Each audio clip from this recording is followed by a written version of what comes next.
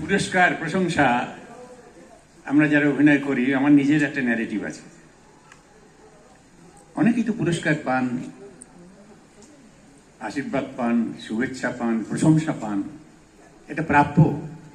যারা পারফর্মিং আর্টে যুক্ত সবাই এটা প্রাপ্য, কিন্তু যারা পান তারা এটা পাওয়ার পরে এত উদ্বেলিত হয়ে যান, আমি সবাইকে সম্মান জানিয়ে বলছি। যারা প্রশংসা করেন, যারা আশীর্বাদ করেন, যারা পুরস্কার দেন, তারা কিন্তু অনুচ্চারিত একটি শব্দ ব্যবহার করেন, একটা অনুচ্চারিত সতর্ক বাণী, যেটা শোনা যায় না, কিন্তু একটা ভালো মনন তৈরি হলে বুঝতে পারবো যিনি আমাকে আশীর্বাদ করলেন, পুরস্কার দিলেন, তার ভেতরে ভেতরে কি একটা শব্দ উচ্চারিত হচ্ছে যেটা শোনা যায় না। তার জন্য একটা মনন দরকার হয়, সেটা দিয়ে শোনা যায়।